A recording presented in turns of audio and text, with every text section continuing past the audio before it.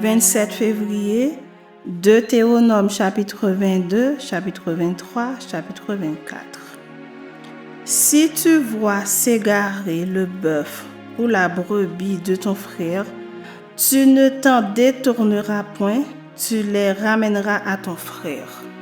Si ton frère n'habite pas près de toi et que tu ne le connaisses pas, tu recueilleras l'animal dans ta maison et il restera chez toi jusqu'à ce que ton frère le réclame.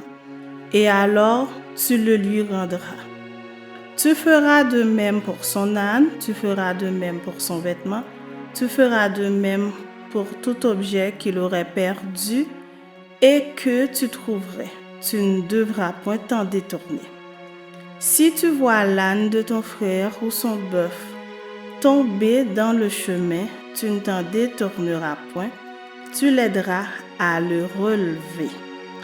Une femme ne portera point un habillement d'homme et un homme ne mettra point des vêtements de femme.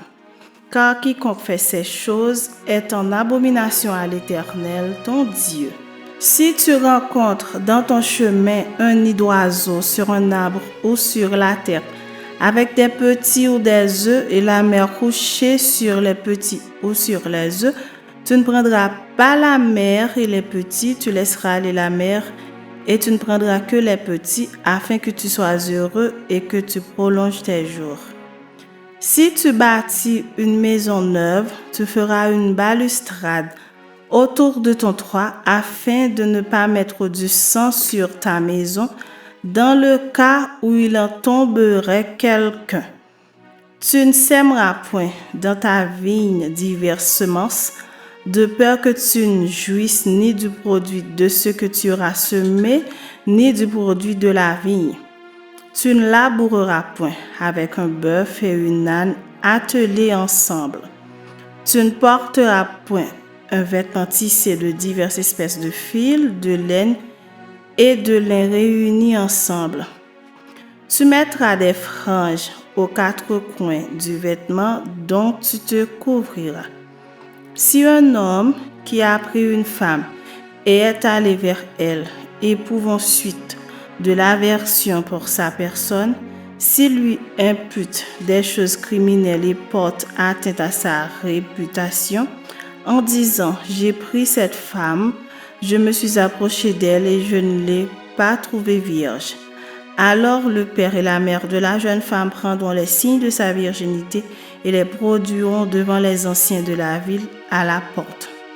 Le père de la jeune femme dira aux anciens « J'ai donné ma fille pour femme à cet homme et il l'a prise en aversion. » Il lui impute des choses criminelles en disant « Je n'ai pas trouvé ta fille vierge. Or voici les signes de virginité de ma fille. » Et ils déploieront son vêtement devant les anciens de la ville. Les anciens de la ville saisiront alors cet homme et le châtieront. Et parce qu'il a porté atteinte à la réputation d'une vierge d'Israël, ils le condamneront à une amende de 100 sicles d'argent qu'ils donneront au père de la jeune femme. Elle restera sa femme et il ne pourra pas la renvoyer tant qu'il vivra. Mais si le fait est vrai, si la jeune femme ne s'est point trouvée vierge, on fera sortir la jeune femme à l'entrée de la maison de son père. Elle sera lapidée par les gens de la ville et elle mourra parce qu'elle a commis une infamie en Israël en se prostituant dans la maison de son père. Tu ôteras ainsi le mal du milieu de toi. Si l'on trouve un homme couché avec une femme mariée, ils mourront tous deux, l'homme qui a couché avec la femme et la femme aussi. Tu ôteras ainsi le mal du milieu d'Israël. Si une jeune fille vierge est fiancée et qu'un homme la rencontre dans la ville et couche avec elle, vous les amènerez toutes deux à la porte de la ville, vous les lapiderez, ils mourront, la jeune fille pour n'avoir pas crié dans la ville et l'homme pour avoir déshonoré la femme de son prochain.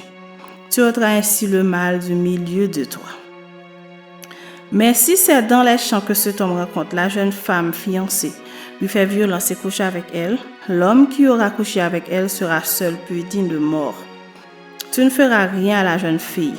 elle n'est pas coupable d'un crime digne de mort, car il en est de ce cas comme de celui où un homme se jette sur son prochain et lui ôte la vie. La jeune fille fiancée que cet homme a rencontrée dans les champs a pu crier sans qu'il y ait eu personne pour la secourir. Si un homme rencontre une jeune fille vierge, non fiancée, lui fait violence et couche avec elle et qu'on vienne à les surprendre, l'homme qui aura couché avec elle donnera au père de la jeune fille 50 cycles d'argent et parce qu'il l'a déshonorée, il la prendra pour femme et il ne pourra pas la renvoyer tant qu'il vivra. Nul ne prendra la femme de son père et ne soulèvera la couverture de sa mère. Chapitre 23. Celui dont les testicules ont été écrasés ou l'urètre coupé n'entrera point dans l'assemblée de l'Éternel. Celui qui est issu d'une union illicite n'entrera point dans l'assemblée de l'Éternel. Même sa 10e génération n'entrera point dans l'assemblée de l'Éternel. L'Ammonite et le Moabite n'entreront point dans l'assemblée de l'Éternel, même à la 10e génération et à perpétuité, parce qu'ils ne sont pas venus au-devant de vous avec du pain et de l'eau sur le chemin lors de votre sortie d'Égypte, et parce qu'ils ont fait venir contre toi à prix d'argent Balaam, fils de Béor, de Pétor en Mésopotamie, pour qu'il te maudisse. Mais l'Éternel, ton Dieu, n'a point voulu écouter Balaam, et l'Éternel, ton Dieu, a changé pour toi la malédiction en bénédiction, parce que tu es aimé de l'Éternel, ton Dieu. Tu n'auras souci ni de leur prospérité, ni de leur bien-être, tant que tu vivras à perpétuité. Tu n'auras point en abomination l'Édomite, car il est ton frère. Tu n'auras point en abomination l'Égyptien, car tu as été étranger dans son pays. Les fils qui leur naîtront à la 3e génération entreront dans l'assemblée de l'Éternel. Lorsque tu camperas contre tes ennemis, garde-toi de toutes choses mauvaises. S'il y a chez toi un homme qui ne soit pas pur, par suite d'un accident nocturne, il sortira du camp et n'entrera point dans le camp. Sur le soir, il se lavera dans l'eau et après le coucher du soleil, il pourra rentrer au camp. Tu auras un lieu hors du camp et c'est là dehors que tu iras.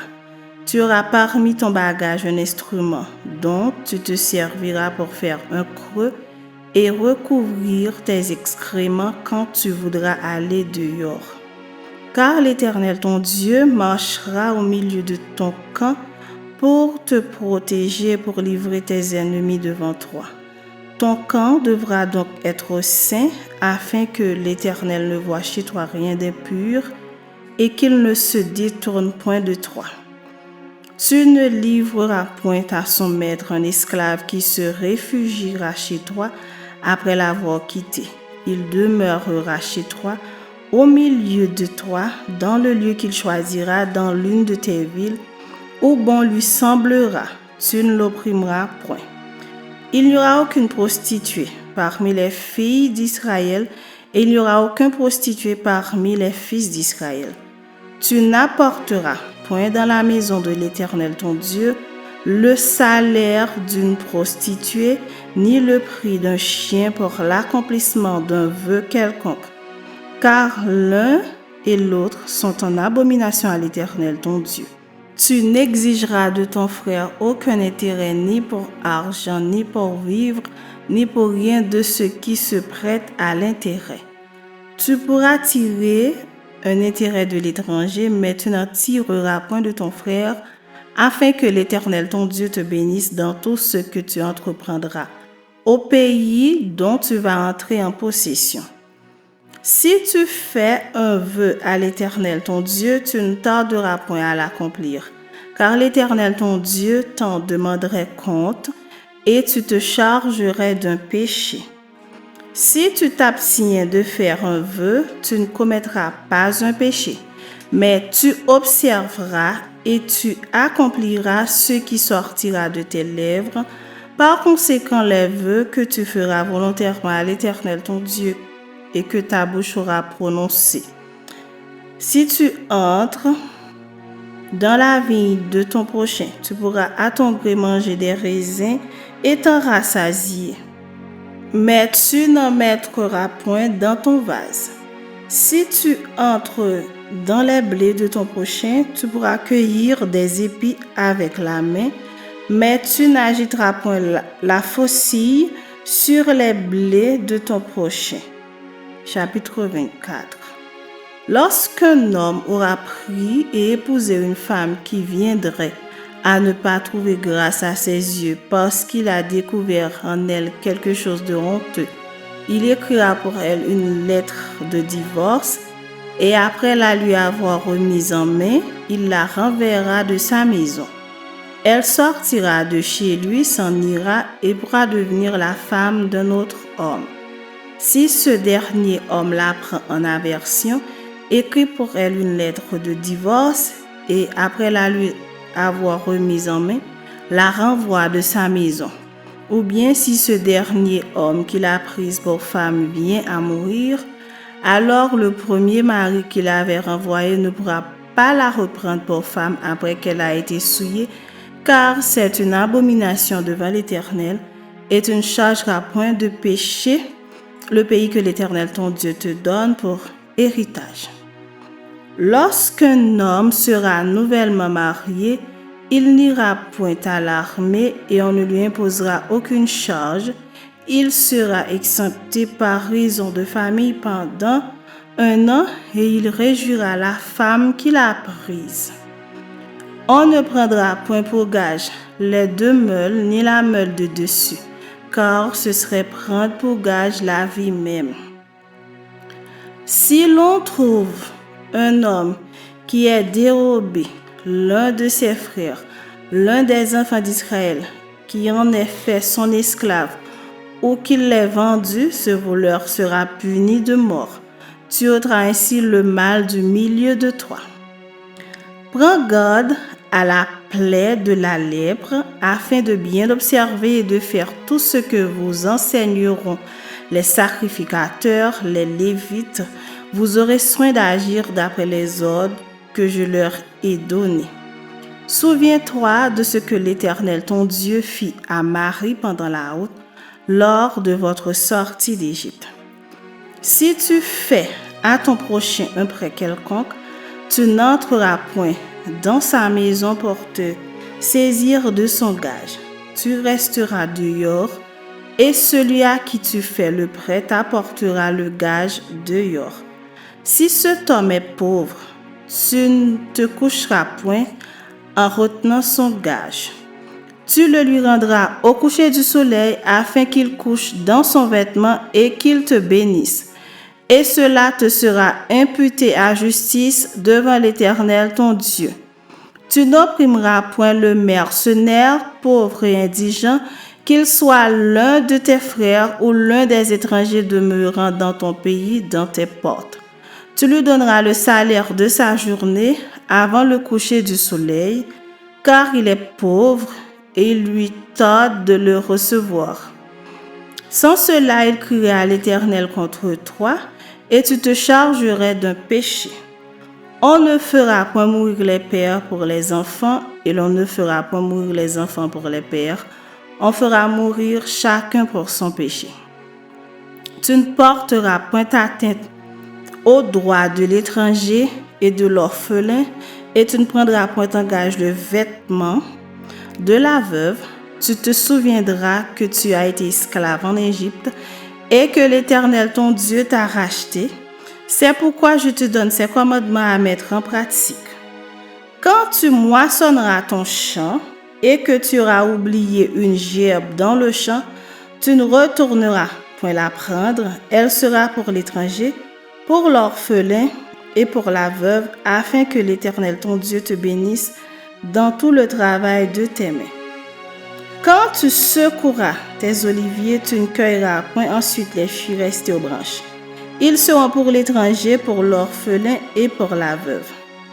Quand tu vendangeras ta vigne, tu ne cueilleras point ensuite les grappes qui seront restées, elles seront pour l'étranger, pour l'orphelin et pour la veuve. Tu te souviendras que tu as été esclave dans le pays d'Égypte. C'est pourquoi je te donne ces commandements à mettre en pratique.